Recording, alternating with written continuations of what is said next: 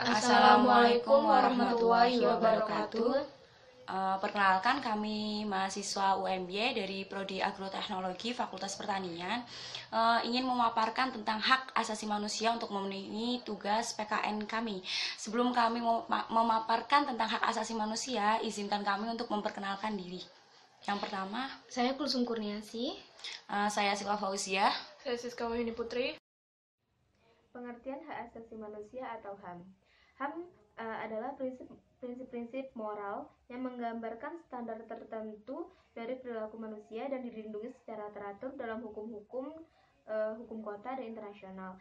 HAM juga digambarkan secara umum sebagai hak yang didapat karena manusia itu terlahir dari. Yang selanjutnya adalah landasan hukum hak asasi manusia di Indonesia. Pengakuan, jaminan, dan perlindungan hak asasi manusia tersebut diatur dalam beberapa peraturan perundang-undangan. Yang pertama, ada Pancasila. Yang kedua, dalam pembukaan Undang-Undang Dasar 1945.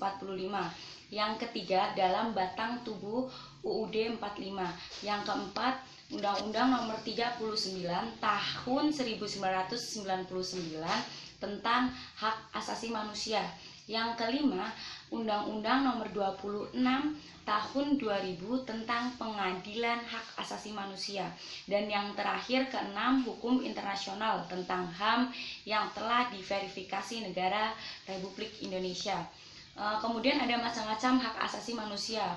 Macam-macam hak asasi manusia diantaranya ada hak asasi pribadi atau biasa disebut dengan personal right, ada political right atau hak asasi politik, ada hak untuk membuat dan mengajukan suatu usulan petisi, terus kemudian ada hak asasi ekonomi, kemudian ada hak asasi peradilan, kemudian yang terakhir ada hak asasi sosial budaya.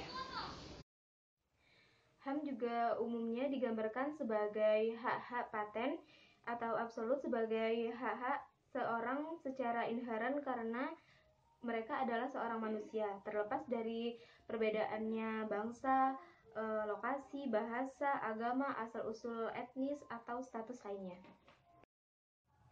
Upaya-upaya pemerintah dalam menegakkan HAM antara lain yang pertama, Indonesia menyambut kerjasama internasional dalam penegakan HAM. Yang kedua, membangun kelembagaan HAM. Yang ketiga itu pengeluaran Undang-Undang Nomor 39 Tahun 1999 tentang Hak Asasi Manusia dan Undang-Undang Nomor 26 Tahun 2000 tentang Pengadilan HAM. Ada beberapa upaya pemerintah untuk mencegah terjadinya pelanggaran HAM. Yang pertama itu meningkatkan profesionalisme lembaga keamanan dan pertahanan negara. Yang kedua itu menegakkan hukum secara adil, konsekuen, dan tidak diskriminatif.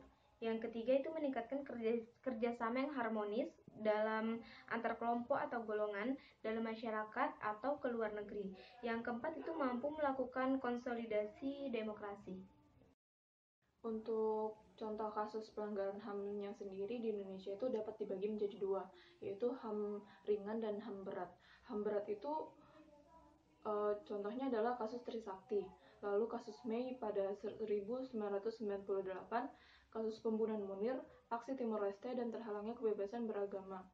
Untuk pelanggaran HAM ringan itu seperti melarang orang untuk menyampaikan pendapat, merampas hak milik orang lain, melarang orang untuk beribadah, memaksa orang untuk merubah pilihan saat pemilu. Sebenarnya selama ini pemerintah itu sudah melakukan upaya-upaya, namun kerja pemerintah itu belum optimal karena adanya pihak yang ingin menutupi kerja pemerintah supaya kedok mereka itu tidak keluar atau kelihatan. Nah, dilansir dari kompas.com, itu pemerintah itu tidak bisa mengusut kasus atau memperjelas kasus yang besar di masa lalu, pelanggaran HAM besar di masa lalu, yaitu kasus Mei 1998, Trisakti, Semanggi 1, Semanggi 2, kasus penghilangan paksa, kasus Talang Sari, Tanjung Priuk, dan tragedi 1965. Direktur Eksekutif Amnesty International Indonesia Usman Hamid mengatakan, selama 4 tahun menjabat, pemerintah belum melakukan langkah signifikan terkait janji penuntasan. Nah, dari masalah-masalah yang ditimbulkan oleh pemerintah tersebut, Damanik selaku Ketua Komnas HAM berkata kalau satu-satunya jalan penyelesaian masalah ini adalah melalui mekanisme yudisial. Sesungguhnya dalam Islam sendiri, mengambil hak orang lain itu tidak diperbolehkan sama sekali. Misalnya dalam hadis riwayat Muslim, barang siapa merampas hak seseorang muslim, maka dia telah berhak masuk neraka dan haram masuk surga. Seseorang laki bertanya, walaupun itu sesuatu yang kecil, wahai Rasulullah, beliau menjawab, walaupun hanya sebatang kayu arak. Dari hadis ini kita dapat mempelajari kalau Islam sendiri sebenarnya sudah melarang merampas hak orang lain. Jadi kesimpulannya, HAM adalah hak asasi dasar yang dimiliki oleh manusia yang sesuai dengan kiprahnya. Setiap individu berhak untuk melindungi HAM-nya. Salah satu yang perlu kita ingat adalah jangan pernah kita melanggar hak asasi manusia. HAM setiap individu itu dibatasi oleh HAM orang lain. Dalam Islam sendiri sudah dijelaskan dalam hadis yang saya bilang tadi.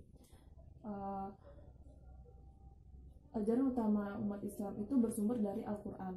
Nah, hadis itu sebagai ajaran normatifnya yang juga dapat menjadi praktik dalam kehidupan. Dalam kehidupan sendiri, HAM di Indonesia diatur melalui perundang-undangan RI, di mana setiap bentuk pelanggaran HAM, baik yang dilakukan seseorang, kelompok, suatu instansi, bahkan suatu negara, akan diadili dalam melaksanakan peradilan HAM. Demikian pemaparan dari kami tentang hak asasi manusia. Kurang lebihnya kami mohon maaf. Wassalamualaikum warahmatullahi wabarakatuh.